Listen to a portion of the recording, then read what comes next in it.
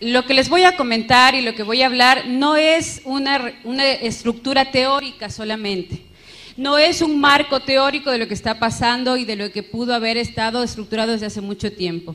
Es básicamente lo que hoy todos estamos viviendo, visto desde otra manera. Es un testimonio en donde yo les voy a compartir todo aquello que tanto las universidades, algunas lamentablemente las pontificias, universidades católicas de nuestros países y otras universidades estatales lo conocen como los famosos posgrados de género o todo lo que tiene que ver las estructuras políticas de género.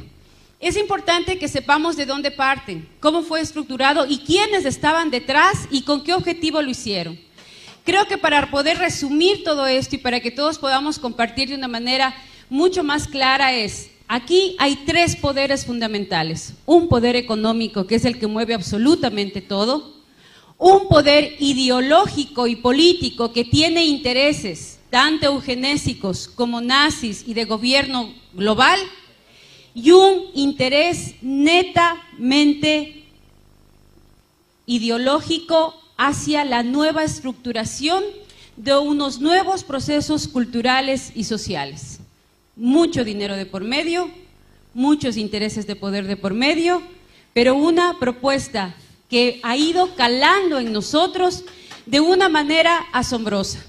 Para empezar a hablar sobre la ideología de género, es importante saber dónde nace. Realmente la ideología de género nace primero de una corriente feminista. Eso sí es importante saberlo. Nace desde el momento en que los movimientos sufragistas del siglo XIX y del siglo XX empiezan a trabajar por algo fundamental, que era el derecho igualitario a la mujer y era la búsqueda de la participación de la mujer. Así nace.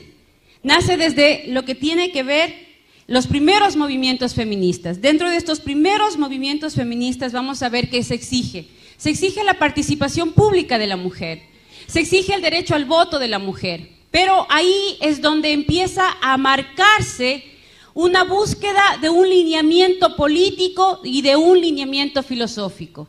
Y así estos grupos feministas se empiezan a enmarcar con mucha fuerza dentro de lo que tiene que ver el feminismo liberal. Este feminismo es angloamericano y tiene raíces protestantes. Hace énfasis en el individuo e ignora la importancia de la familia-comunidad, es decir, la mujer y la mujer. El resto quedaba excluido, simplemente se buscaba introducir a la mujer dentro de todo el contexto político y social de la época. Fue muy fuerte la lucha y la campaña con respecto al tema del voto. Luego viene un feminismo socialista. Como este feminismo hablaba exclusivamente de la participación, del derecho al voto, de la participación social y ciudadana de la mujer, es decir, pasar de objeto a sujeto social, se vincula dentro de todo este proceso el socialismo. ¿Y cómo entra? Entra directamente desde el ámbito francés y alemán. Busca sobre todo reivindicar a la mujer desde lo social y utiliza a Engels, a Marx, socialistas muy conocidos de la época. Y así pasamos de la famosa lucha de clases entre ricos y pobres, empresarios y obreros, a la lucha entre el hombre y la mujer. Ahí es donde rompemos la relación familiar, la relación de pareja y empezamos a construir un enemigo al cual tenemos que vencer. Es decir, la mujer y el hombre enfrentados, como que a partir de eso íbamos a solucionar nuestros problemas. Es así que dentro de toda esta propuesta se habla de que las mujeres son la primera propiedad privada y la opresión de las mujeres por parte de los hombres es la primera opresión de la clase. Le dan un énfasis a un gobierno amplio que solucionará los problemas de las mujeres. Tenían planteamientos explícitos de liberación sexual, es decir, yo soy tan igual al hombre que yo no tengo por qué tener hijos. Si él no tiene hijos, yo tampoco, y si para eso tengo que usar anticonceptivos, llegar al aborto y empezar a tener una vida promiscua como a lo mejor algunos hombres la tienen, pues yo tengo el mismo derecho. También para ellas la familia y el matrimonio son instituciones que las oprimen, que son opresoras frente a la mujer, y por eso entre sus objetivos principales estaba la abolición de la maternidad y la paternidad. Y para esto era imprescindible la anticoncepción y la despenalización del aborto. Ambos tienen en común el rechazo de la discriminación y ya aparecen los planteamientos malthusianos. Es importante ver cómo esta ideología que parte del siglo XIX y parte del siglo XX, donde toma mucha mayor fuerza, ya se ha convertido ideológicamente en parte de lo que nosotros somos. Yo no quiero que me levante la mano nadie de lo que está aquí, cada uno es una pregunta individual, pero ¿cuántas y cuántos de los que estamos aquí usamos o hemos usado anticonceptivos? ¿Cuántas tenemos, por ejemplo, la ligadura encima o estamos con DIU, que por cierto es de los más abortivos, pastillas, parches, geles, preservativos? Es decir, ya a nosotros en este momento, de los que estamos ya de 40 para arriba, ya muchos de nosotros somos hijos de esa ideología, en donde los hijos hay que tenerles cuidado, en donde si ya tienes más de 4 hijos, lo primero que te dicen es, ¿no tienes televisión? Pero si eres moderna. Solo las ignorantes, o sea, además es sinónimo de pobreza, de ignorancia, así como quien dice, pero ¿cómo se te ocurre tú, estudiada, preparada, tener más de 4 o 5 hijos? O sea, ¿qué te pasa? Es decir, vemos a la maternidad como algo que hay que temer. Ser mamá es lo más terrible que nos puede pasar. Ser mamá es lo más vergonzante y humillante. A muchas de las mujeres cuando van por su 5º, 6º, y ya no se diga 8º, 9º hijo, compartir con tu familia, no estoy diciendo en el trabajo que ya es otro panorama o a nivel social es otro panorama, muchas veces compartir con tu mamá o con tus hermanas que vas a esperar otro hijo es sinónimo de terror. ¿Y ahora qué me van a decir? Y ahora mi mamá va a saber que me va a matar, y eso que estás casada, que tienes quien te mantenga, que tienes quien te comparta la vida, si tú eres una mujer independiente y trabajadora, tú mismo satisfaces tus necesidades, pero sin embargo ya vemos a la maternidad y al matrimonio como algo vergonzoso y temido. Y del matrimonio ni hablemos, porque del matrimonio somos nosotros mismos los que hablamos mal, nosotros mismos los que nos burlamos del matrimonio. Vemos una pareja que está saliendo en su auto, al menos en mi país sucede, que ves una pareja de novios saliendo en el auto y muchos es pobrecitos, no saben a lo que se meten. O alguien te dice, me voy a casar, oh, mi sentido pésame, algo así como te vas a morir, ¿no? Y me acuerdo, mi mamá se muere de las iras cuando mi papá hace una broma y peor cuando yo la cuento, pero la cuento porque demuestra mucho lo que realmente pasa alrededor del matrimonio. Cuando le preguntan a mi papá, ¿y cuántos años están ustedes de casados? Él normalmente dice ya 45 años. Imagínate, si hubiera matado a alguien, ya estaría libre. Esto es pena perpetua.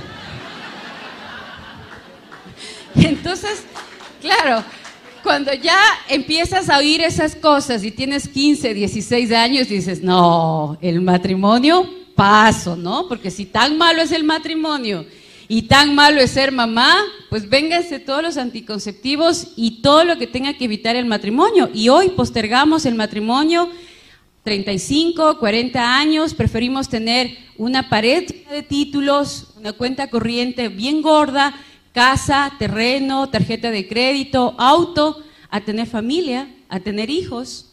Y yo tengo muchas compañeras feministas de izquierda que tienen su pared forrada de posgrados, masterados, PhDs, tienen unos sueldos de 25, 30 mil dólares mensuales, porque eso es lo que aproximadamente paga una dirección de un proyecto de la ONU o de la OEA, y llegas a la casa y no tienes ni un perro quien te ladra.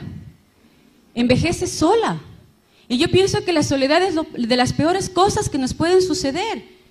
Yo, bueno, somos 3 hermanos, somos 3 con los que al menos si estoy enferma, ahora por ejemplo mi marido tuvo que salir de viaje también, estamos trabajando en una consultoría afuera, entonces tienes un papá al que le puedes llamar, oye papi, ayúdame con los chicos, mi hermano el menor todavía no está casado, oye gordo, anda a dormir con mis guaguas porque no va a haber nadie en la casa. ¿Se imaginan si fuéramos hijos únicos? ¿Qué es lo que ya pasa en Europa? Se muere el papá, se muere la mamá, él se queda solo. Un primo vive a miles de kilómetros del otro, estás enfermo, no tienes a nadie quien pedir que siquiera te pase un vaso de agua. La familia es en donde más tenemos que invertir y uno de los objetivos políticos y económicos es justamente eso. Europa creció económicamente en el tiempo en que la empresa era familiar y se construía la empresa desde lo familiar. Pero a nosotros nos dijeron que era más importante tener títulos antes que construir en la empresa familiar. Y a partir de eso, las economías europeas están totalmente destrozadas y están en manos ahora de Asia.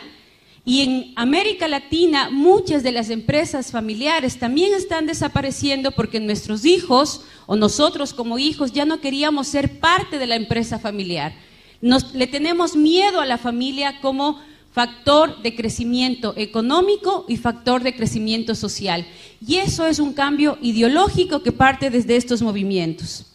Hay un segundo movimiento que es el que ya cobró fuerza en los años 60 y es el que nos ha impulsado ahora a lo que estamos, que está marcada por la obra del segundo sexo de Simone de Beauvoir y por la ilusión femenina de Betty Friedan.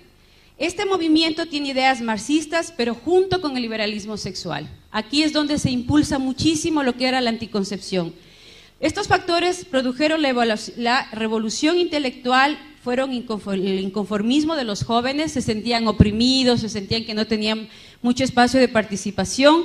El movimiento pacifista hippie, sexo, droga y alcohol, que promovía el amor libre, las relaciones sin compromiso, informadas pero puras, que es otro fenómeno.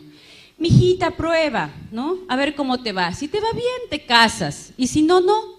Yo cuando trabajo con jóvenes siempre les pongo un ejemplo, y es, miren, yo no sé cómo son las leyes en Argentina, pero en mi país, y creo que nos parecemos en muchos países, y hasta hoy por aprensión lo hacemos, cuando yo voy a comprar un auto, supongamos que Manuel me va a vender el super Porsche negro deportivo con el que nos fue a ver al aeropuerto, me pide $15,000 y acordamos que se los voy a pagar. Pero yo antes de pagar esos $15,000 voy a ver que no tenga problemas a nivel judicial, a nivel legal, que tenga todos los permisos, que funcione, que tenga absolutamente mecánicamente todo bien, me aseguro de todo eso y ahí luego de asegurarme de todo eso firmo el contrato y ahí le doy los $15,000 a Manuel por su Porsche. Cuando yo entrego el cuerpito latino, yo les paso a muchos jóvenes gratis, sin un papelito, sin el nombre siquiera. Me interesa más las cosas, los objetos, que yo como persona. Si me choco el auto, Dios mediante, con esfuerzo y todo, capaz que lo recupero. Pero si me da SIDA, o si me contagio de virus de papiloma humano o de clamidia y luego me quedo infértil para toda la vida, y el cuerpito latino lo entregamos gratis. ¿Ustedes se imaginan que yo le pida a este joven simpático su computadora y le dijera, oye, te quiero comprar el computador, pero necesito que por favor me lo dejes usar 1 año. Después de ese año, si me gusta, te lo compro. ¿Me vendes? Pero a mi hija sí le digo, prueba, mijita, prueba a ver cómo te va. Si te va bien, te casas, y si no, regresas. Pero la computadora sí no la suelto, ¿no? Eso es lo que hacemos, nos tratamos peor que objetos. ¿Dónde está nuestra dignidad de ser humano? O sea, no podemos hacer de nuestro cuerpo un objeto que todo el mundo pueda usar, que todo el mundo pueda disfrutar, y si no te gusta, te dejo. Pero sin embargo, como hay una ideología detrás y la hemos aceptado como si fuera algo maravilloso, como si fuera algo revolucionario, porque además las feministas nos dicen, ¿no? Progreso. Estamos ya en el siglo XXII, tenemos que ser modernos. Ya Europa lo aprobó. Ya en Estados Unidos es una ley como diciendo, mira, nosotros vamos por la cola y no podemos estar detrás. Y sin embargo, no nos dicen todo lo que ellos están viviendo ahora.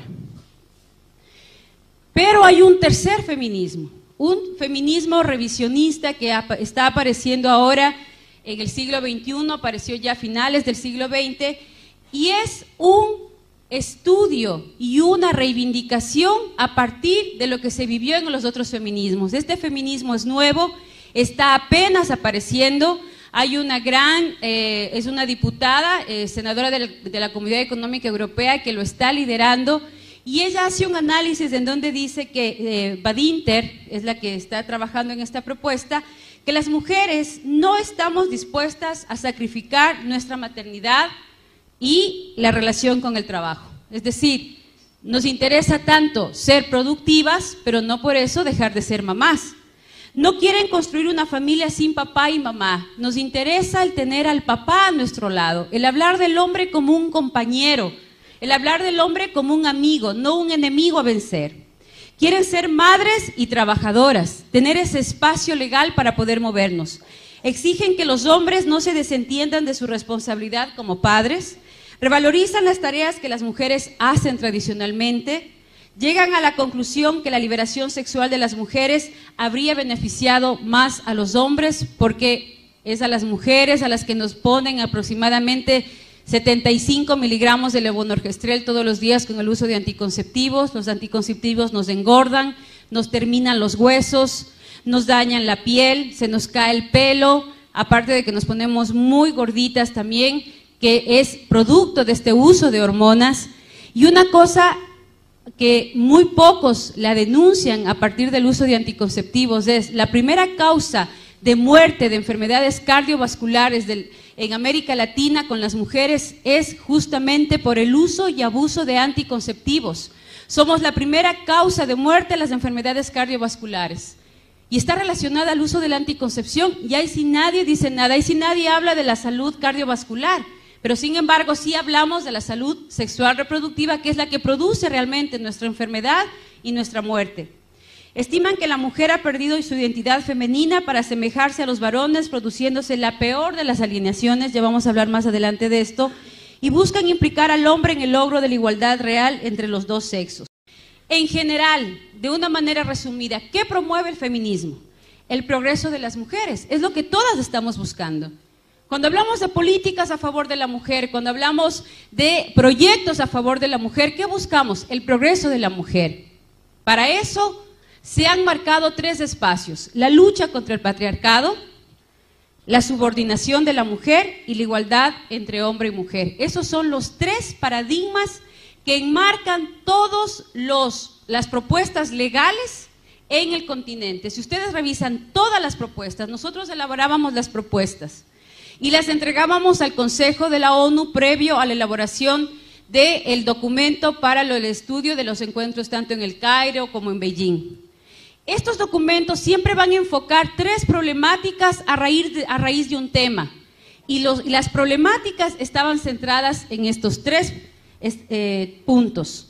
Y para esto, ¿qué es lo que hacemos las feministas? Organizamos a los grupos, organizamos movimientos sociales, capacitamos a los grupos sociales y establecemos luchas políticas que tengan que ir directamente hacia el ámbito educativo, universidades, colegios, maestros, sindicatos, hacia el ámbito de salud, dinero para los centros de salud, dinero para médicos y formación de médicos en mi propuesta, y también todo un proyecto cultural, artístico, en donde yo pueda vender mi propuesta al común de la gente. Pero para poder llegar a esto, ¿qué nos piden? ¿Qué es lo contradictorio? Me hablan de progreso, pero ¿qué me están pidiendo? Para yo poder entrar dentro de ese progreso de la mujer, de ese concepto de progreso, tengo que renunciar a mi esencia femenina. Cuidado digas que eres dulce, que eres tierna, que te encantan los hijos, porque no entras dentro de ese parámetro. Tienes que ser dura, tienes que ser fuerte, te anulan tu feminidad, te anulan tus emociones. Tú no puedes llorar y para eso te ejercitan, para eso te forman, para eso te ponen en campos de formación en donde te hablan de tus mayores debilidades. Hay una dinámica que se llama la silla eléctrica. En esta dinámica de la silla eléctrica, donde formamos lideresas para que puedan enfrentar el campo social, ponemos un círculo y cada una tiene que sentarse en esa silla y en esa silla te tienen que decir todos los campos negativos que tú tienes, lo que yo percibo de negativo de ti. Y la que está al frente tiene que evitar enojarse y dar respuestas totalmente frías a cómo puede establecer una estrategia para vencer esa debilidad. Hay mujeres que hasta lloran y automáticamente lo que te dicen es, mira, tú no sirves. Si vas a ponerte a llorar como niña, como bebita, es mejor que ni pienses estar frente de ningún grupo. Tú para revolucionaria no sirves, tú para feminista no sirves, y así que es mejor que lo pienses. Si te quedas, tienes que ser fuerte y dura para enfrentar la batalla, y si no, te vas. Así te forman. Te forman para poder mirar al otro sin tener miedo, aunque sepas que por dentro te estás muriendo. Pero que sepas que tienes una pistola y que si hay que usarla, hay que usarla. Y que no te puede temblar la mano. Y así forman a las feministas. Diana Conti es formada desde los 16, 17 años para poder enfrentar lo que está enfrentando. Para que todo el mundo le diga que es una liberal, que dónde está su familia. ¿Ustedes creen que ella, en el fondo de su corazón, no sentirá la presión social que implica liderar estas propuestas? ¿Que habrá ratos en que no quiera desmoronarse? Claro, porque somos humanas, pero tiene que vencer eso porque así está formada. Porque así tiene que hacerlo para cobrar el dinero que cobra y para poder estar en el lugar en el que está. Aparte de eso está promover la liberación sexual, es decir, si tú tienes 10 amantes, yo voy a tener 20 como mujer. Defender el aborto a petición, porque como tú eres hombre y no te embarazas, yo tampoco me tengo por qué embarazar. Y si para eso tengo que terminar asesinando a mis hijos a cambio de un título, asesinando a mis hijos a cambio de un buen sueldo, asesinando a mis hijos a cambio de un posgrado, pues lo voy a hacer. Porque primero estoy yo y yo. El resto no me importa. Si el resto quiere venir conmigo, que venga. Y si no, pues es su derecho quedarse. Disociar la reproducción de la sexualidad. Es decir, no importa el resultado. Si yo tengo placer, lo voy a vivir.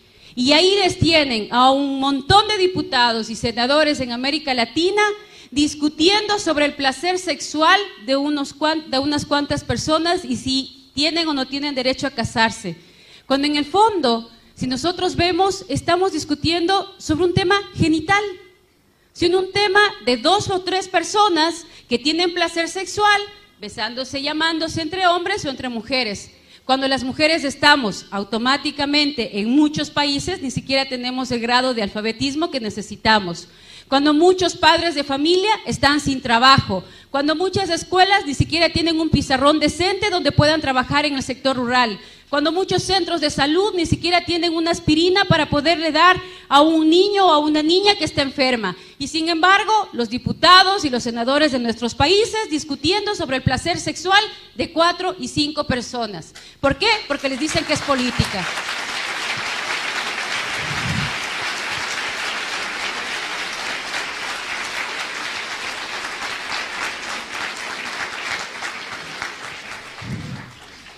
Además, es importante empezar a trabajar dentro de combatir la igualdad salarial, que ese es un punto. Siempre van a encontrar en las propuestas feministas puntos positivos que nos enganchan, pero que tienen con el paquete completo. Es como cuando yo te vendo un proyecto, en el caso de los gobernadores, que nosotros les financiábamos proyectos de los gobiernos locales. Le dábamos dinero para el alcantarillado, pero como eje transversal le poníamos género y salud sexual. Entonces el alcalde feliz empezaba a construir su puente y no se daba cuenta que dentro del convenio yo tenía la obligación de ir con mi equipo a capacitar a los maestros de las escuelas en el uso y abuso de anticonceptivos. Pero estaba el puente construido. Promover la promiscuidad sexual y el lesbianismo, porque es parte de las políticas de control natal. Ya van a ver que lo dice las Naciones Unidas clarito. La homosexualidad es parte del control natal para América Latina, un documento oficial de la ONU. Ingresar forzadamente al mercado laboral, es decir, y aquí hay muchas que lo hemos vivido, cuando vas a un sitio y te dicen, ¿en qué trabaja? Y como nos han lavado tanto el cerebro que ser mamá, estar en la casa es lo más denigrante, agachas la cabeza y dices, solo soy ama de casa. Solo soy ama de casa. O sea, por favor, ¿quién no ha estado en la casa y quién no ha estado con los hijos no sabe de lo que está hablando? Aquí habemos algunas que somos mamás y sabemos que desde medicina, psicología, economía y todo lo que se puedan imaginar, uno lo tiene que saber. ¿Cómo? Pides ayuda al Espíritu Santo, porque te viene la de 20 años con la crisis de que se peleó con el novio y no sabe qué hacer. Viene el de 14 años que resulta que el profesor de matemáticas le mandó un ejercicio de X sobre Y al cuadrado y que tiene que resultar pi y dices, Virgen Santa, ¿y qué será eso? Y viene la de tercer curso y te dice, mami, lo que pasa es que me mandaron a hacer un ensayo de lenguaje sobre el Quijote de la Mancha. Y tienes que pasar desde la psicología a la filosofía y las letras en un santiamén, porque además todos te quedan viendo así como diciendo, Mamá, la respuesta. Vamos de uno en uno y despacito, porque de lo contrario termino haciendo el deber de álgebra en lenguaje.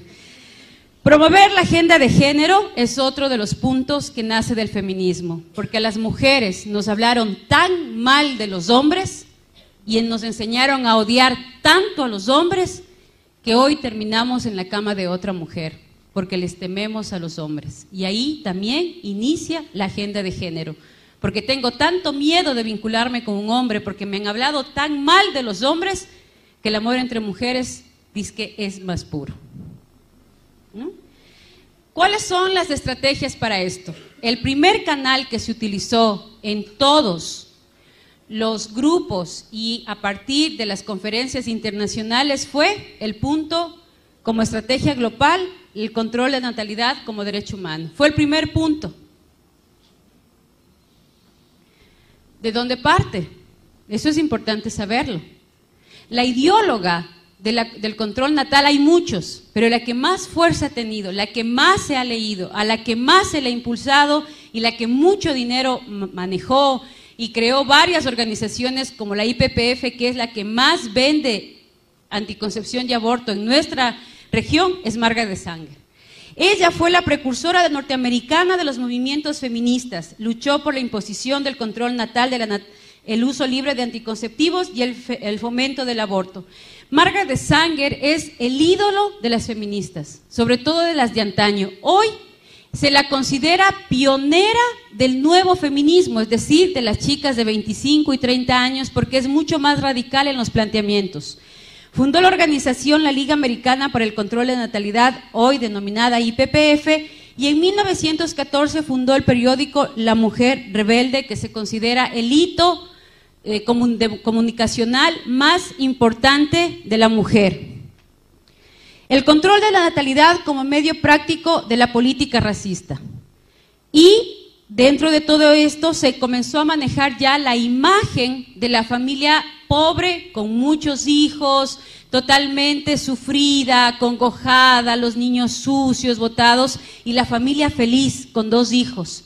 Y empiezan a aparecer ya no las casas grandes, las casas pequeñas. Y hoy todo está construido sobre la base de esta política. Encontrar una casa, yo no sé cómo será acá, pero en mi país yo tengo 3 hijos. Encontrar ya una casa de 3, 4 dormitorios es más o menos una odisea. La mayoría de casas tienen 2 dormitorios, una cocina que tienes que entrar de lado porque de frente no cabes, una sala comedor que ya es una sola, porque ahora eso se llama estilo moderno, estilo americano. Entonces son 4 sillas en medio de la sala y un patio en donde el perro le puede dar ataque de esquizofrenia porque no resiste el tamaño del patio, ¿ya? Y ese es el modelo. Nuestro fallo, les voy a decir literalmente lo que estudian las mujeres y los hombres en los posgrados de género, porque este es un documento que se les entrega. Lo que pasa es que como lo vemos con otros ojos, literalmente lo he pasado. Nuestro fallo de segregar a los imbéciles, que normalmente para ella los latinos, ella los llama a los mexicanos, y los negros somos los imbéciles, quienes están aumentando y multiplicándose un peso muerto de basura humana, engendra impasiblemente la clase de los seres humanos que nunca deberían haber nacido. El control de la natalidad en sí mismo, denunciado a menudo como violación de la ley natural, no es nada más ni nada menos que la facilitación del proceso de deshacerse del indigno, de prevenir el nacimiento de defectuosos o de aquellos que lo serán. Margaret Sanger. El exterminio de la población negra. De 5 abortuarios en Estados Unidos y en España, 3 están en barrios de latinos y barrios de negros, al punto que hoy ellos se están organizando en Estados Unidos para denunciar el genocidio de los afros en Norteamérica. ¿Por qué? Porque dice que el enfoque educacional más exitoso para llegar al negro es a través de un llamamiento religioso. No queremos que nadie se entere de que queremos eliminar a la población negra, y el ministro religioso es el hombre que puede aclarar esa idea, si alguna vez se le ocurre al más rebelde de sus miembros. Entonces, por eso es que hay que buscar sacerdotes que defiendan el género, líderes religiosos que hablen de que no hay nada más bonito que ser homosexual y que no hay pecado en la homosexualidad. Entonces ya no es la líder de las Naciones Unidas. Ya no es la consultora del Fondo de Población de la ONU, es el sacerdote de la parroquia X a quien ingenuamente, espero creer eso, ingenuamente se le ha lavado el cerebro y ahora sale él a decir, vengan, esta iglesia es abierta, aquí no hay problema el aborto, aquí no hay problema la anticoncepción, aquí no hay problema la homosexualidad, todo está bien visto a los ojos de Dios porque Dios lo permite todo. ¿Por qué? Porque es parte de la estrategia. Yo no soy la que tengo que decir, es la comunidad la que lo tiene que pedir y yo, buena gente, ONU, Fondo de Población, Banco Mundial, lo que hago es darle a la gente lo que quiere la gente, porque así de buena gente soy, ¿no? Y luego, deberíamos contratar a 3 o 4 ministros de color, preferiblemente con conocimientos del servicio social y con atrayentes personalidades. El acercamiento educativo más acertado a los negros está con una súplica religiosa. No quisiéramos que saliera de nuestra boca la frase de que deseamos exterminar a la población negra. Luego viene la esterilización de los débiles mentales, porque pobrecitos de esos niños con síndrome de Down no pueden nacer. Entonces nos hemos comido el cuento de tal manera que ahora mucha gente piensa, no, pues es que esa gente no puede nacer. Pues ella ya lo había pensado y nos lo vendió de la siguiente manera. El débil mental innegable debería de hecho no solamente ser reducido, sino además prevenido de propagar su clase. Debería llevarnos también a la mejora racial, el esterilizar incluso a esos débiles mentales que no entran necesariamente dentro de un grupo hereditario. En la colonia de Lynchburg, para epilépticos y débiles mentales del estado de Virginia, se establecieron desde 1927 hasta 1972 unos 8,000 niños al amparo de una ley eugenésica, totalmente esterilizados. ¿Les suena eso de que a los niños hay que esterilizarlos, a los niños con problemas mentales hay que esterilizarlos? Y si a ti te tienen que hacer el examen para saber si tu niño viene o no viene con algún problema mental, para poder ayudarte. La pregunta es, ¿ayudarme a qué? Disculpe. ¿Para qué necesita hacerme a mí un examen si mi hijo viene o no viene mal? ¿Cuál va a ser la ayuda? ¿No? Esta es la filosofía que hay detrás de eso. La selección elitista de las clases acomodadas. Nuestra tarea está no solamente en prevenir la multiplicación de la mala estirpe, está también para preservar la estirpe bien dotada. Por el interés del progreso social o incluso por la permanencia de la civilización, las clases intelectuales deben tener más niños. Nuestro problema más acuciante es aumentar el índice de natalidad del superior y disminuir del inferior. Y muchos de nosotros nos hemos comido el cuento. Ahí están las pobres, llenas de hijos, no tienen que dar de comer a sus hijos y siguen pariendo como conejos. Deberían evitar que las pobres sigan teniendo hijos. Tanto pobre en la calle, tanto pobre en los mercados. Entonces hay que eliminar a los pobres. Entonces se necesita tener tarjeta de crédito, cuenta corriente, casa, auto y profesión para poder tener hijos. Igual a China. En China, si tú tienes dinero y puedes mantener, pagas el impuesto por cada hijo que tienes. Y si no, tienes la obligación de abortar, porque el gobierno te obliga a abortar porque los pobres no pueden tener hijos. Y vamos a tener que pedir autorización para el número de hijos que tenemos que tener. ¿Por qué? Porque hay una clase que tiene que prevalecer y otra que tiene que desaparecer.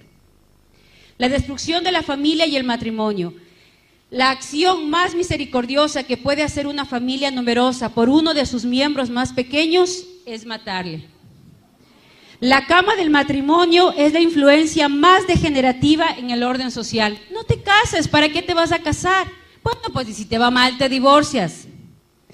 Ninguna mujer tiene derecho legal de concebir a un niño sin un permiso para la maternidad. Y viene el anticristianismo. Fundamentalistas, curuchupas, comecirios, antiprogreso, homofóbicos. ¿De dónde nace? Los servicios de maternidad para las mujeres de los barrios miserables son perjudiciales para la sociedad y para la raza. La caridad no hace más que prolongar la miseria de los ineptos. Los resultados de 5.9 en América Latina en 1950, a 2.5 en el 2000, a 2.1 en el año 2010 y el objetivo es llegar a 1.9 en el 2050. Hoy estamos ya en parte de los objetivos que ellos están cumpliendo. Llevamos 2.1, muchos de nuestros países como promedio. Nos hemos convencido de que a los hijos hay que tenerles miedo. Hay más tasas de divorcios que de matrimonios en la mayoría de nuestros países. Muchos de los chicos ya no optan por el matrimonio. Las relaciones, las uniones de parejas son más comunes que los matrimonios. Y todo parte desde toda una estrategia que venimos arrastrando desde atrás.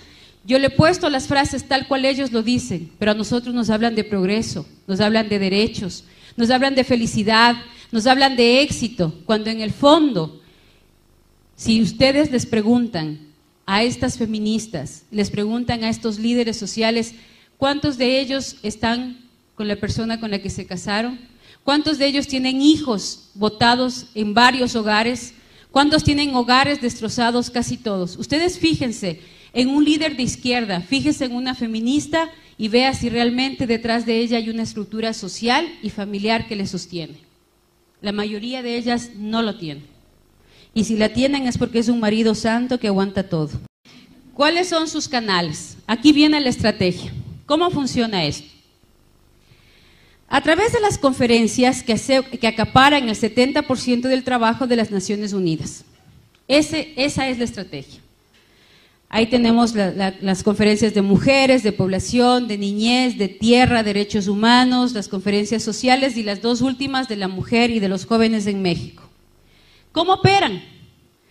Las conferencias están diseñadas para llamar la atención sobre algo particular. Un ejemplo, el control de la población. Estamos tan poblados que nos estamos cayendo los unos a los otros porque ya no cabemos. Y uno se sube a un avión y ve unos campos maravillosos. Por cierto, Mendoza tiene unos paisajes espectaculares, unas montañas y unos campos, pero fascinantes.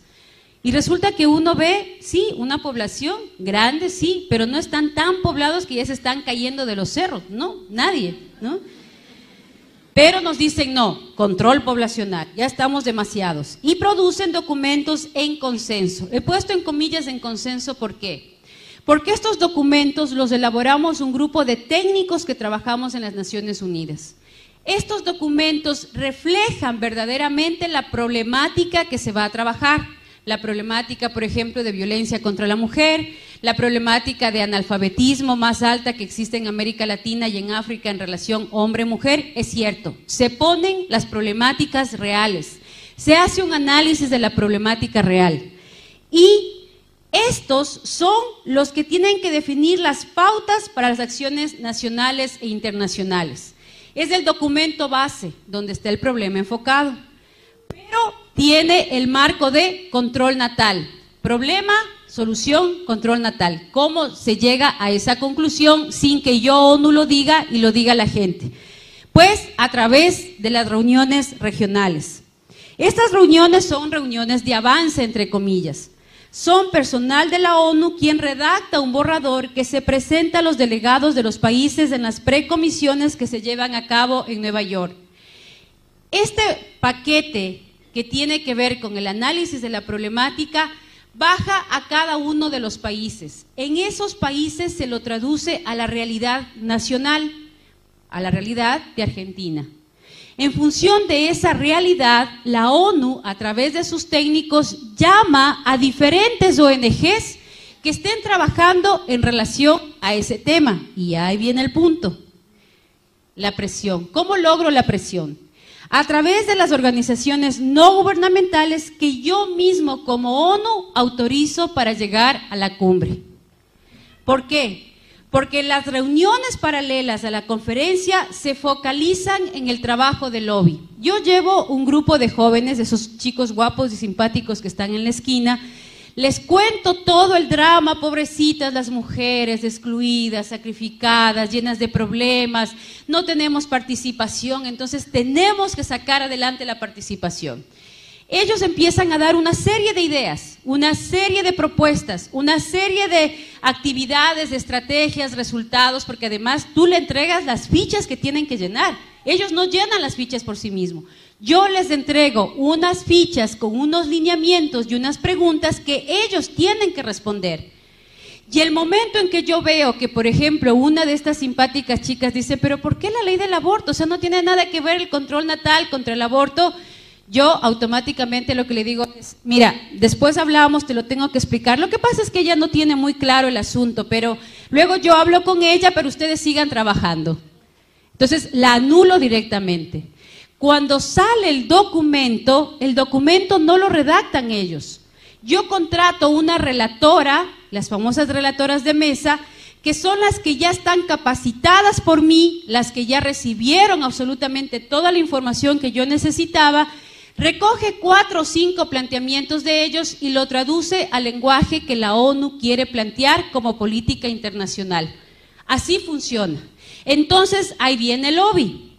En el lobby, a los delegados, senadores, diputados, delegados del área ejecutiva de cada uno de los gobiernos, yo le digo, usted como diputada que ha venido a la ONU, quiero darle a conocer el documento que trabajamos en su país hace exactamente 3 meses y lo trabajaron más de 100,000 jóvenes argentinos y estas son las conclusiones. Si usted no aprueba esas conclusiones, estará traicionando el sentir de las mujeres y de los jóvenes argentinos. Entonces, por favor, vote. Este es el pedido de los jóvenes en el país. Y el trabajo del lobby es convencerle al delegado de país de que su país es el que está pidiendo porque yo, ONU, he hecho todo el trabajo de las ONGs. Luego aparecen las voceras de los grupos de base y de las organizaciones internacionales con intereses económicos. Aparecen los proyectos,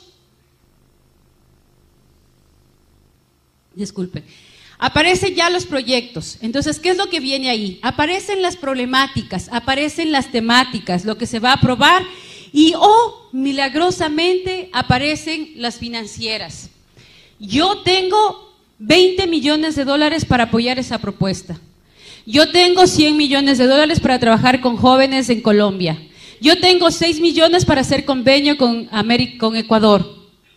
En el temática de mujer, yo te voy a dar para violencia de la mujer, te voy a dar 25 millones para el SIDA y empieza la repartición del pastel. Y como se empieza a generar un espacio de necesidad versus oferta, creen, en la problemática quedó a un lado y ahí se empieza la danza de los millones en función de los proyectos que se empiezan a ofertar, entre comillas, para cumplir el objetivo planteado en esa conferencia. ¿Cómo lo hacemos? Con oficinas permanentes en la ONU para ayudar el objetivo de la ONU, de la cumbre en la ONU. Si yo me doy cuenta que María de los Ángeles es una líder espectacular, que maneja muy bien el lenguaje, que tiene muy claro cómo distribuir los presupuestos, yo le digo, María de los Ángeles, quiero hacerte una propuesta desde la Secretaría del Senado. Tengo en este momento 25 millones de dólares para trabajar en la temática de mujer, que tú los puedes distribuir acorde a los diferentes programas que tienes. Yo tengo ya algunas ONGs que las he visto, que me gusta el trabajo que hacen, y tú ayúdame a seleccionar algunas otras más. Para esto yo te voy a mandar a ti a un curso de especialidad en Canadá o en Alemania o en Holanda o en Bélgica para que logres establecer políticas sociales mucho más claras con respecto a la temática que se va a aplicar. Te vamos a dar más o menos $2,000 mensuales, el posgrado es de aproximadamente 21 días, te pagamos el hotel, te pagamos el curso que cuesta $25,000 y luego de todo esto elaboramos juntas el proyecto y yo te entrego el dinero. ¿Estás de acuerdo, María de los Ángeles? Ya dudó, eso para mí ya es bastante como funcionaria de la ONU. Exfuncionaria, pero ahorita voy a hacer el papel de la funcionaria para que ustedes vean un poco cómo se manejan las cosas, ¿no? Ahí hay algunas ONGs que hay que conocerlas. Está Parenthood, la famosa IPPF, está el Comité Latinoamericano del Caribe para la Defensa de los Derechos de las Mujeres, el famoso CLADEM, Católicas por el Derecho a Decidir, que ya está en tendencia a desaparecer, porque inclusive la presidenta de las Católicas por el Derecho a Decidir, frente a un ecógrafo, no dudó de que ahí hay vida y dijo claramente que con los avances científicos ya no se puede decir que no hay vida. Entonces, yo veo que ya el plan de la ONU, siempre van a ver el plan de la ONU, aparecen unas ONGs con fuerza, se les pone ahí al frente y todo, se van quemando y a las mismas aparecen con otro nombre, ¿no? Está el Popular Council, que es de los más fuertes y es de los más desencarnados porque tienen estudios económicos, estudios geográficos, estudios antropológicos, sociólogos y todos trabajando en función de esta propuesta y otros más, ¿no? Aquí está también, está llegando a Argentina el IPAS, que tiene su oficina central en México, está Plan Internacional, está también el Banco Mundial, ya los vamos a ver ahora. ¿Cómo funciona esto? ¿Qué hay detrás? Uno dice, bueno, todo hasta aquí es así como político, ideológico. Detrás de todo esto realmente hay mucho dinero. Miren, ¿cómo funciona esto? Estas organizaciones internacionales que se han tomado las Naciones Unidas, la ONU realmente en el 42 nace desde una crisis social mundial muy fuerte, donde los derechos humanos prácticamente desaparecieron, donde se mataron a millones de personas a nombre de la limpieza de raza. En función de eso, nace las Naciones Unidas para precautelar esos derechos. Luego se dieron cuenta que trabajar en los derechos humanos sí deja dinero y que hay mucha gente que está dispuesta a donar dinero para poder impulsar el proyecto. Y ahí aparece, obviamente, el cansancio de estos donantes. Y estos donantes dicen, pero ya les estoy dando millones y millones para reducir la pobreza en África y hay cada vez más pobres. Como reducen los benefactores y necesitaban dinero para poder seguir trabajando, aparecen los famosos donantes, a ver, ya hice algo aquí, los famosos donantes con intereses económicos. Los que más dinero le ponen a las Naciones Unidas para sus proyectos, increíblemente, son las farmacéuticas. ¿Por qué el negocio con las farmacéuticas, donde Sintec es la que más nos ha dado para América Latina?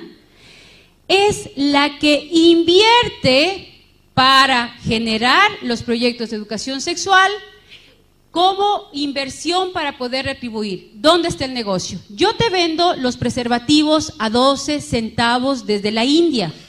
Vienen 4 millones de dólares. No crean que compramos 1 o 2, compramos, solo en Ecuador acabamos de comprar en enero 4,5 millones de dólares en anticonceptivos a Sintec. Sintec financia los encuentros, financia los lobbies, financia las ONGs, porque yo te entrego a ti a los 13, 14 años un preservativo, te regalo el preservativo, te enseño durante 4 o 5 años a través de los maestros que ganan miserables sueldos en nuestros países, que se los ha convertido en distribuidores de anticonceptivos. Son los únicos distribuidores de farmacéuticas que no ganan ni una regalía por lo que venden, los médicos igual, y se les entrega estos anticonceptivos y se les enseña a usar a nuestros hijos porque yo me estoy garantizando un fiel cliente por 35 y 40 años. Entonces, si yo traigo a 12 centavos y encima más negocio con algunos diputados para poner dispensadores de los preservativos obligatoriamente en los colegios, vamos a poner un colegio base de 1,500 jóvenes, te enseño cómo se usa, te pongo ahí y yo los vendo a 25 centavos. ¿Cuántos preservativos venderán en un dispensador de un colegio de 1,500 alumnos? Entonces, claro que es un negocio regalarte, claro que es un negocio educarte para que uses mis anticonceptivos, claro que es un negocio invertir. Entonces, yo invierto en los encuentros y luego de invertir en los encuentros, ¿cómo lavo el dinero? Lavo el dinero a través de las organizaciones internacionales para que yo desaparezca, te entrego a esta institución busca agencias internacionales de desarrollo social, de desarrollo en salud, como el USAID, como todo lo que tiene que ver los centros, la FDA también, y lo paso a las financieras para que puedan entrar a negociar, como la Organización Mundial de la Salud y el UNPA, y entrego los préstamos a través de los bancos internacionales. Entonces, yo no hago como país el convenio directamente con Sintec, sino que presento el proyecto al UNPA o las Naciones Unidas para que estas agencias depositen el dinero o hagan préstamos internacionales. Un ejemplo de eso.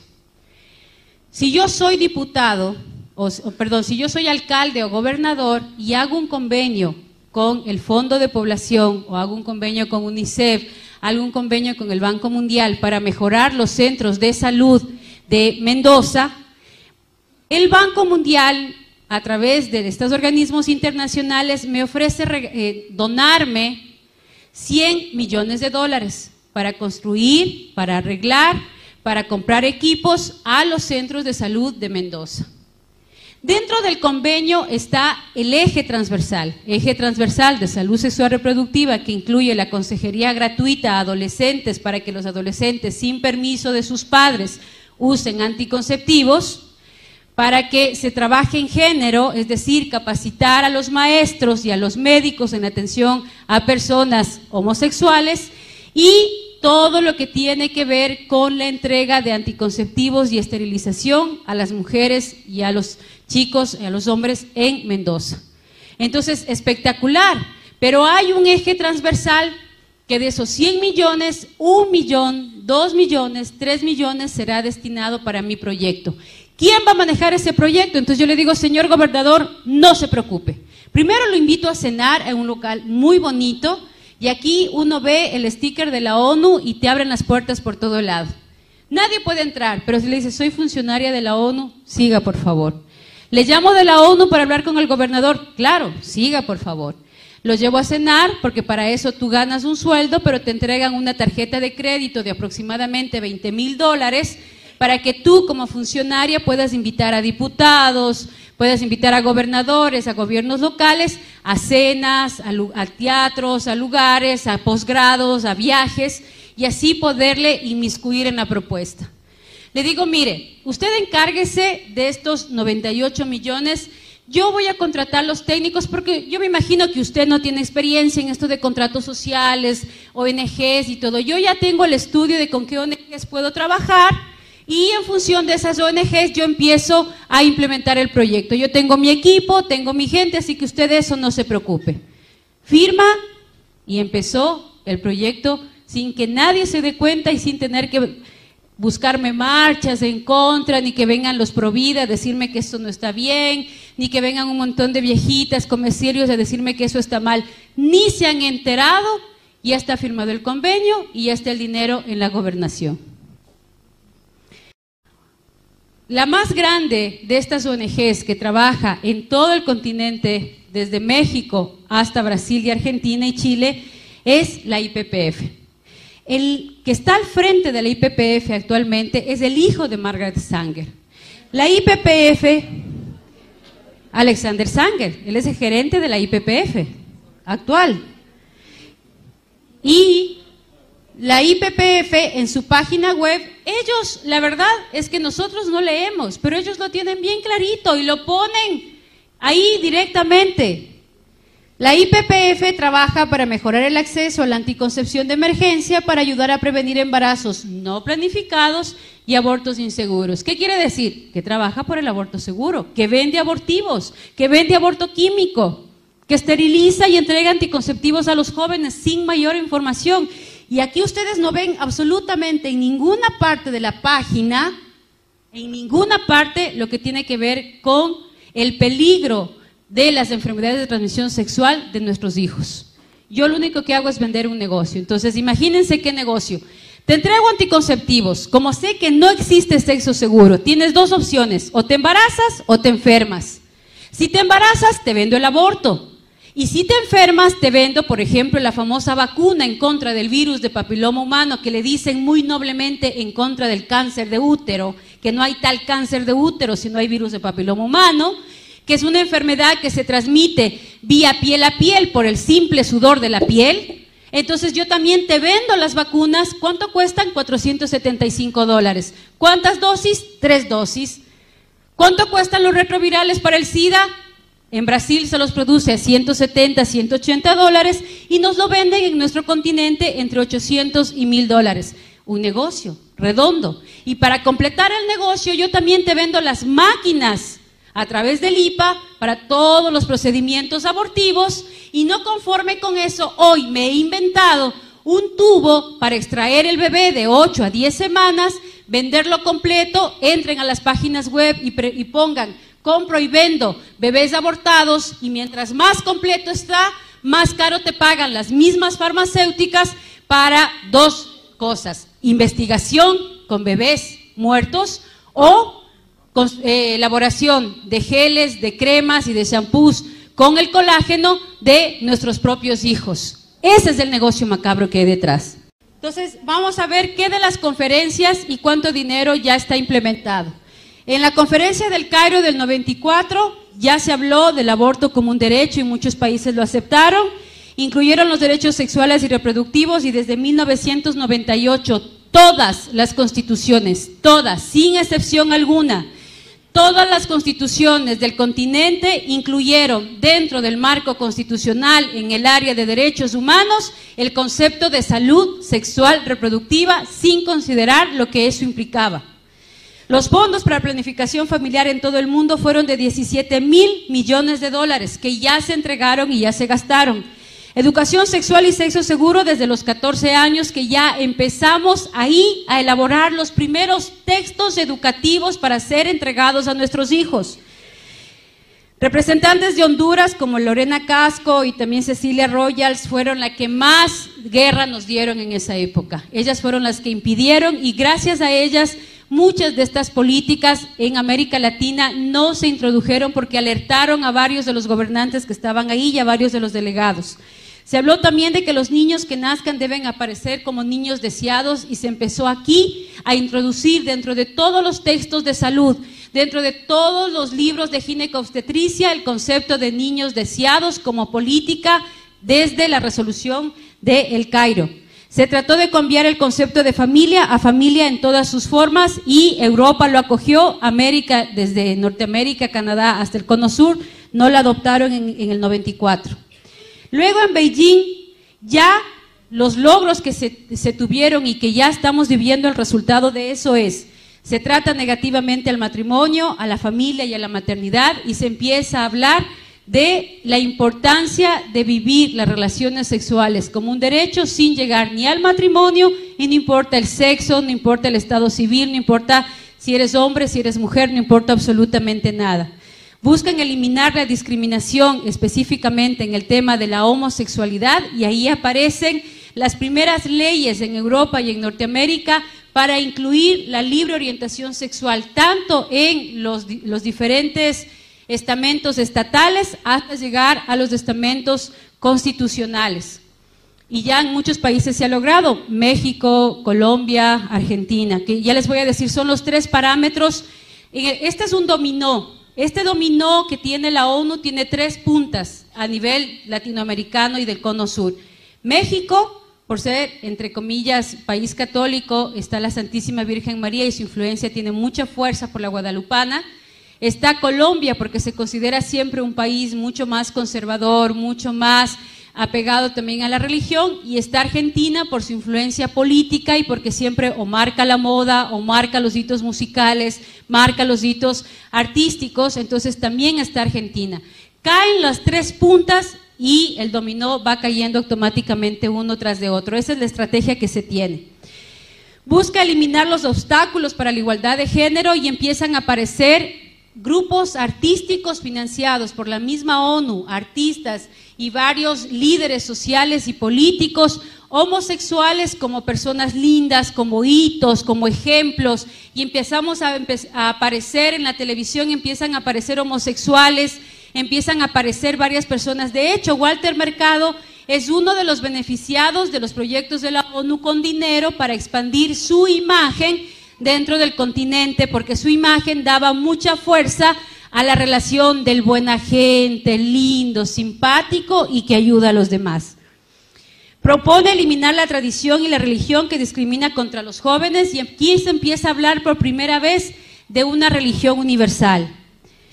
Promueve emprender iniciativas con sensibilidad de género que aborden temas de enfermedades de transmisión sexual frente a el uso del preservativo. Propone promover el derecho a tener control de su sexualidad y decidir libremente el asunto relativo a la sexualidad, incluyendo la salud sexual y reproductiva, es decir, que los adolescentes vivan libremente su sexualidad sin el control paterno.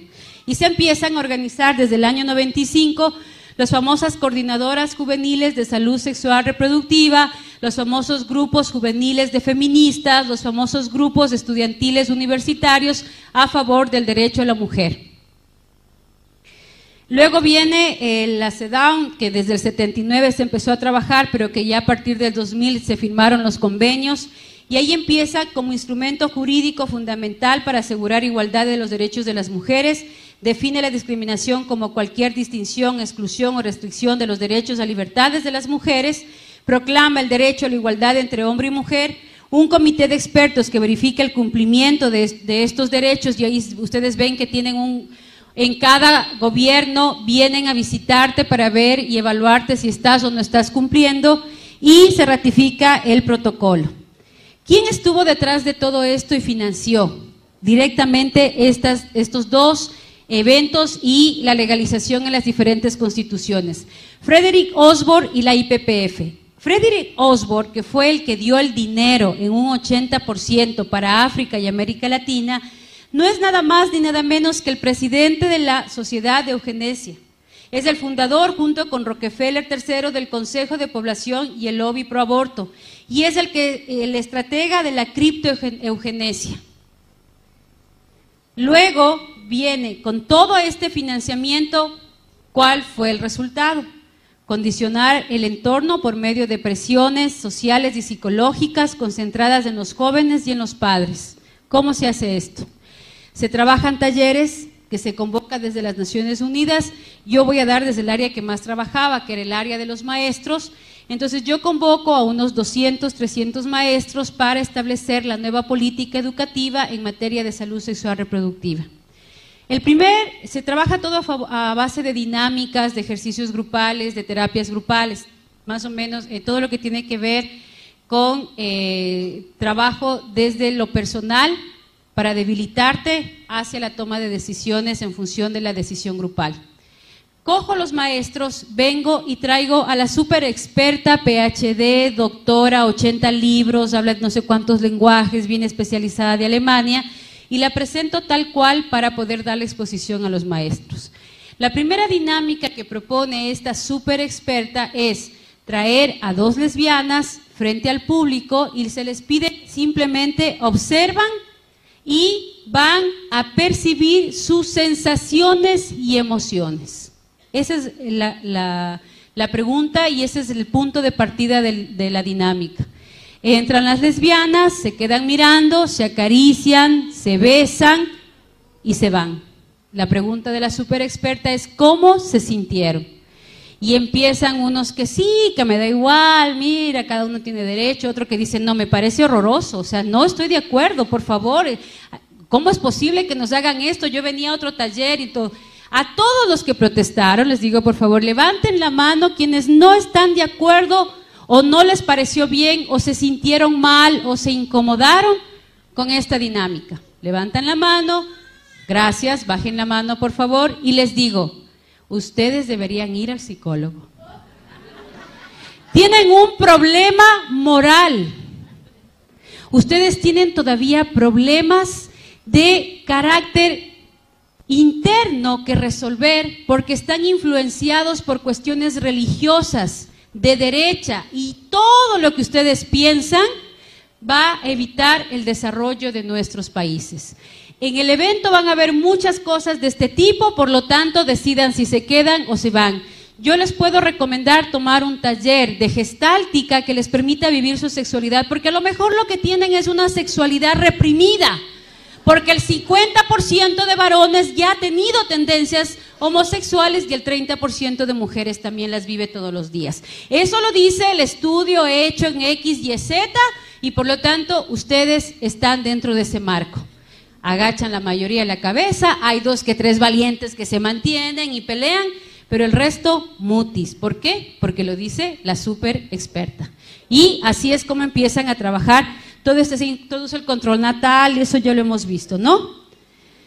Luego viene la Fundación Rockefeller, que empieza a trabajar y empieza a financiar a través de estas organizaciones. ¿Y cuáles son los logros? Se ha establecido políticas de esterilización de enfermos degenerados, la mujer como pieza clave de la nueva humanidad, la iglesia principal enemiga del progreso humano y la revolución sexual. Hasta ahí el primer paso. ¿Están en todos nuestros países estos pasos? Sí. Viene el segundo paso. El segundo paso de la política global está la agenda de género, es decir, redefinir la igualdad. Si yo ya te logré convencer que vivas como prostituto o como prostituta, uses mis productos y aparte de eso te conviertas en asesino de tus propios hijos y tú sales a la calle diciendo que es un derecho matar a los hijos, que es un derecho prostituirte y usar tu sexualidad peor que un animalito, si ya te convencí de eso, ahora sí, ya te puedo convencer de lo que pensé que nunca te podía convencer. Y es de cambiar el concepto de igualdad social a igualdad biológica. Los hombres y mujeres se hacen, no nacen. Todos por todas. La violencia de género cambia por la violencia de mujer. Por eso hay grupos de feministas, la vieja guardia, que no aceptaron muchas de estas agrupaciones de esta propuesta. Porque era la pelea que apareciera públicamente a la imagen de la mujer, que aparezca socialmente a la imagen de la mujer, que no quede excluida y de pronto vuelve a desaparecer porque ya no hay el concepto mujer, ahora hay el concepto género. Y nuevamente desaparece la palabra mujer y aparece la palabra de género, que es nada más ni nada menos que ya no solo puedo tener derecho a decidir si matar o no matar a mis hijos, sino que ya te convenzo de que puedes ser hombre a pesar de ser mujer. Y el ejemplo más grande que tenemos de esto es esta mujer que se puso hormonas, se viste como hombre, se pareció a hombre, pero su naturaleza le grita. ¿Y ahora? Y mejor voy para acá. Le grita que es mujer. O sea, por más que tenga toda la apariencia, es mujer. Tiene su útero, tiene sus ovarios, tiene sus óvulos, se quedó embarazada. Es tan mujer que eligió a un hombre como pareja. Lo que pasa es que está tan cucú que quiere parecerse al hombre y así se siente más feliz y así se realiza más. Es como ese hombre que necesita que le encadenen y le den a palos y le den a látigos para decir, ¡ay, qué placer! A ella le encanta vestirse de hombre, pero es mujer, su naturaleza le grita que es mujer. Entonces, si yo soy capaz de convertirte en asesina y asesino de tus propios hijos, ahora te voy a decir que no importa el cuerpo en que nazcas, lo importante es el placer que sientas con ese cuerpo. Y si para eso tienes que sentirte mujer siendo hombre o hombre siendo mujer, pues estás en tu derecho porque eso es género. Y entonces sexo es igual a género. Un ejemplo de esto que les puedo poner es, imagínense lo que sería mañana a una ballena que se sienta una paloma encerrada en el cuerpo de una ballena. Y mañana sale disparada volando por los mares del continente. O al perrito de la casa que de pronto se sienta un gato encerrado en el cuerpo de un perro. Ni los animales. Ni los animales han llegado al punto de preñadas romperse el vientre para matar a sus propios hijos. Ni los animales han llegado al punto de querer ser lo que no son. O sea, a un pez jamás se le ocurriría sentirse pájaro, porque además sabe que se muere en el intento. Y eso es lo que está pasando aquí. Nadie les está diciendo a estos chicos que están viviendo su orientación sexual los terribles daños biológicos que implica esa decisión. Y si no, preguntemos en Europa cuántos anos artificiales han tenido que poner en los homosexuales que viven libremente su homosexualidad. ¿Cuántos genitales masculinos han tenido que amputar por las infecciones terribles que se da dentro de su salud el momento de las relaciones anales. Ahí sí nadie les dice nada. Que las enfermedades de transmisión sexual han transmutado desde lo genital a lo anal y a lo bucal por las prácticas sexuales que este tipo de ideología nos está enmarcando y nos está creando como parte de nuestra sociedad. Vamos a ir rápido, que tengo 5 minutos. Es el fraude, cómo nació esta propuesta de Kinsey. Les pido que por favor estudien el documento de Kinsey. Un depravado sexual sobre el cual se basa la teoría de género es un médico psiquiatra que utilizó a niños huérfanos de 8, 9 y 10 meses para que sean violados por un grupo de personas que estaban encarceladas y que se les consideraba personas peligrosas, criminales peligrosos. Él puso a estos criminales a violar y a abusar sexualmente de estos niños y se dio cuenta que después de 3 o 4 veces que eran violados sentían placer sexual porque ya no lloraban. Y el estudio que parte este señor es la base de género. Es tan imposible probar científicamente la teoría de género que por favor no se metan a discutir el género desde la parte filosófica.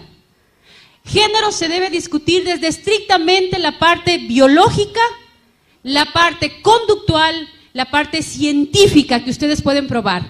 Un ejemplo sencillo de eso es que si en este momento, Dios no quiera, hay un terrible incendio en esta sala y todos quedamos achicharrados y no se reconoce nada de nosotros, el médico forense lo único que podrá decir de esta sala es que había 300 mujeres y 200 hombres, punto. No puede decir que había un medio hombre por ahí o una media mujer por allá. Si a Manuel le quitan un pedazo de hueso y a mí me quitan un pedazo de hueso, el médico lo único que va a poder decir es: hay un esqueleto masculino y hay un esqueleto femenino, punto. Somos tan diferentes los hombres y las mujeres que psicológicamente, hormonalmente, biológicamente funcionamos de manera totalmente diferente. El hombre es más paso por paso. Las mujeres somos mucho más detallistas. Un ejemplo cotidiano de eso, un desayuno en la mañana. Mi amor, ayúdame a hacer el desayuno. Se baña, se afeita, se viste, se arregla, nos atrasamos al colegio. Mamá haciendo el desayuno, mientras se pone las faldas, prende el agua. Mientras prende el agua, se pone el rulero para salir guapa. Mientras se pone el rulero, lanza los uniformes a la izquierda y a la derecha para que los chicos lo cachen y se lo vistan.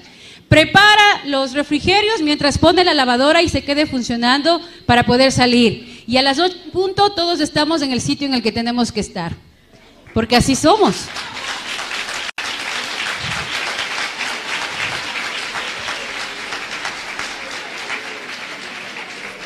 Y ahora imagínense, ¿no? ¿Ustedes se imaginan un papá dando a luz? ¿Verdad? Ahora imagínense ustedes sin los brazos de esos hombres, sin la practicidad de ellos. Que cuando tú llegas toda alborotada y le cuentas: es que mi trabajo, es que la vecina, es que la comadre, es que los hijos, es que el colegio, es que el mercado, es que el problema, el que no sé qué y no sé cuánto, y él te queda mirando así. No entendió nada de lo que le dijiste y te dice: sí, mi amor, claro. ¿De qué sí? De eso de lo que me estás hablando. ¿Pero de qué parte? De tu amiga. No te estoy hablando de mi amiga, te estoy hablando del trabajo. ¿Mm? Pero sí, esos ojitos de popurrí, sin sus halagos. ¿Ustedes creen, mis queridos amigos, que las mujeres nos arreglamos, nos peinamos, nos perfumamos, nos guapeamos para que aquí mi amiga me diga: mamacita, qué buena que estás? No. Nos arreglamos para nuestros maridos, para nuestros hijos, para nuestros machos, para nuestros varones. Y todas nos debilitamos y nos derretimos frente a esas palabras amorosas que ustedes nos dicen. Nos derretimos en los brazos de ustedes porque necesitamos de sus brazos. Necesitamos de su practicidad, necesitamos de su racionalidad, necesitamos de su concreción, porque de lo contrario no concretáramos nada, nos termináramos haciendo 10 cosas a la vez. Entonces, cuando yo rompo con todo eso, obviamente rompo con toda una estructura, y si yo soy capaz de convencerte de que ya mates a tus hijos, luego de que ya no eres mujer, que eres hombre, te puedo convencer absolutamente de todo. Y ese es el plan social y de poder económico y político. Porque los jóvenes que viven como animales su sexualidad y no son capaces de tomar decisiones asertivas de su vida, de su cuerpo, no van a poder tomar decisiones absolutamente de nada. La prueba de eso es la generación de los ninis en Europa. Ni estudian ni trabajan. Y eso es lo que quieren acá. Porque a esos jóvenes es fácil lavarles el cerebro, a esos jóvenes es fácil sacarles el voto, a esos jóvenes es fácil decirles lo que deben comprar, lo que deben vestir, a dónde tienen que viajar, qué es lo que se tienen que poner, dónde tienen que estudiar y qué carreras tienen que estudiar, porque nos convierten en seres humanos totalmente manejables, totalmente vulnerables, violentos, sin ser capaces ni siquiera de enfocar una meta a la cual seguir. Y aquí yo quiero hacer un llamado a los jóvenes. Si los jóvenes y las mujeres no nos comprometemos en participar en política, a meternos y ensuciarnos las manos, a meternos y abrir la boca y a ser la voz de los que no tienen voz, estamos fregados, porque les vamos a dejar a ellos el poder.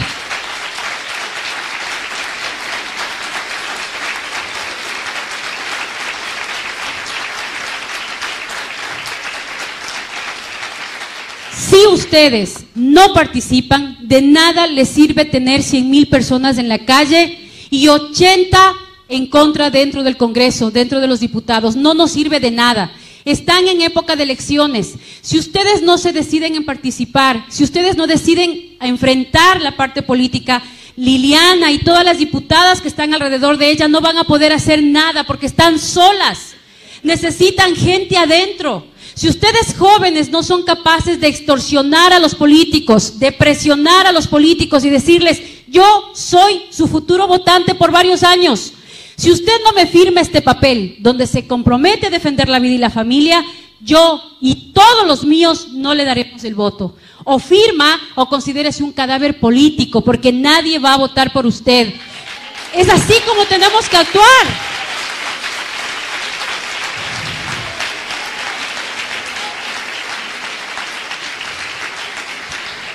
Y como ya me están votando y tengo que correr, no le he dicho todavía cómo organizarse, porque una cosa es la denuncia y estoy empezando recién las propuestas, organizarnos. Este evento es fundamental. Este evento tiene que unirse con todas las fuerzas internacionales que en este momento están trabajando. Estas son algunas de las organizaciones internacionales que están ya dentro de los Estados Unidos, en la ONU, con oficinas propias. Son gente buena que ya se ha logrado introducir en los canales de la ONU para romperle sus esquemas, para romperle su participación. Si no nos organizamos y no tenemos claro cómo actuar, no lo vamos a lograr. No hace falta que salgas y digas a la calle que el aborto es un pecado, se te van a reír en la cara. Tienes que decir lo que es el aborto, un crimen, y a mí como mujer nadie me va a obligar a asesinar a otra mujer. Así vive en el vientre de mi útero, porque todas las mujeres tenemos derecho, incluida aquella mujer que vive en el vientre de otra mujer. Por lo tanto, estamos por el derecho de todas las mujeres, porque nadie me va a obligar a mí a mancharme las manos de sangre asesinando a mi propio hijo, porque ese hijo es muy fácil quitármelo del vientre y de mi corazón y de mi mente. ¿Quién me lo va a quitar? Porque a mis hijos no les van a decir que metiéndose con otro varón, amando a otro varón, va a ser más varón, porque lo voy a destruir. Entonces ahí es donde yo tengo que organizarme. Federaciones de padres de familia, federaciones de jóvenes, federaciones de mujeres, federaciones de hombres, porque aquí los que más están perdiendo son ustedes, papás, porque les están quitando el derecho a ser padres, a ser abuelos, porque les están diciendo que son criminales, que son irresponsables, que ustedes no pueden ser papás, que son malos, que son violentos. Eso es lo que les están diciendo. Ya es hora de que los hombres salgan a la calle y digan, habemos hombres que amamos a las mujeres, habemos hombres que estamos dispuestos a dar la vida por nuestros hijos, que no nos avergüenza lavar los platos, que no nos avergüenza cocinar, que amamos a nuestras hijas mujeres y amamos a nuestros hijos varones. Los católicos, los cristianos, tienen que salir a la calle a defender su derecho de hombres, porque hombre no es aquel que tiene más mujeres, hombre es aquel que tiene una y la ama para toda la vida, y ustedes han demostrado ser hombres valiosos.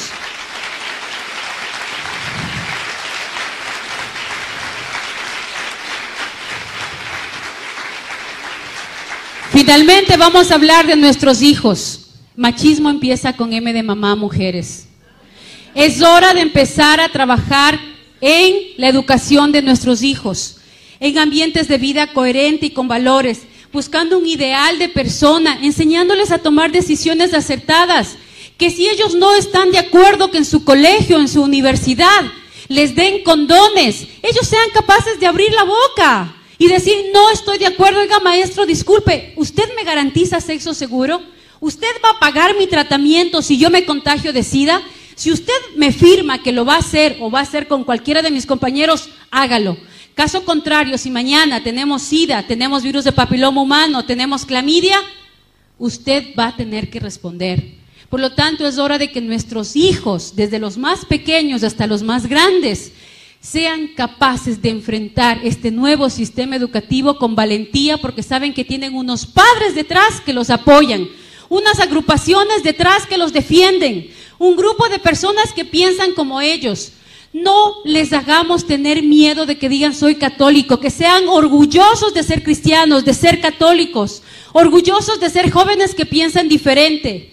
Yo me acuerdo una vez hice una pregunta a las chicas que quienes creen en la virginidad, y se levantó una muy valiente y dijo yo. Y hubo un grupito por ahí que comenzó a reírse como diciendo, esta loser, ¿no? Ja, ja, ja.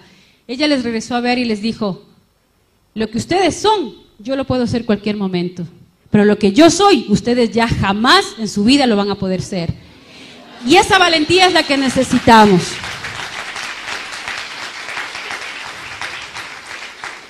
Bueno, ya están ahí, yo creo que con esto terminamos. El concebirnos como hombres y mujeres complementarios, establecer mercados, políticas económicas. Hay que empezar a trabajar en función de leyes a favor de la familia, a favor de la maternidad, empezar a crear créditos educativos a favor de las familias grandes, a favor de las parejas, que los que se casen puedan tener reducción de impuestos, reducción en costos, de todo el tema de la construcción, el poder trabajar con las empresas para que en sus publicidades no sean empresas solamente socialmente responsables, sino que sean empresas con políticas familiares, comprometidos con la familia. Ustedes están ahora organizándose. México tiene una idea que le ha venido trabajando mucho tiempo y se las paso por si acaso, el Día de la Familia, en donde todas las empresas, los mercados, los supermercados, los negocios de comida, en ese día hacen programas especiales para las familias, dando énfasis en las familias grandes y en las familias pequeñas. Hacer compatible la maternidad y la paternidad, no tener miedo a comprometernos. Tener acciones positivas y trabajar a favor de la familia y de la vida es lo único que nos va a ayudar y nos va a fortalecer. Trabajar en favor de la familia y de la vida es lo único que va a lograr cambiar Argentina, cambiar Colombia y Ecuador. Si no estamos unidos, no estamos claros y no alzamos la voz, no tenemos derecho ni siquiera a criticar. Si ustedes no están comprometidos adentro, si ustedes no entran a la política, si ustedes no entran a jugárselas, ya perdieron el derecho a criticar. O nos jugamos y entregamos la vida, además, porque tenemos el ejemplo más grande de todos. ¿Saben cómo se ama y se defiende lo que uno cree? Así. Como Cristo lo hizo por nosotros. Dar la vida hasta la última gota de sangre. Eso es lo que hay que hacer. Muchas gracias.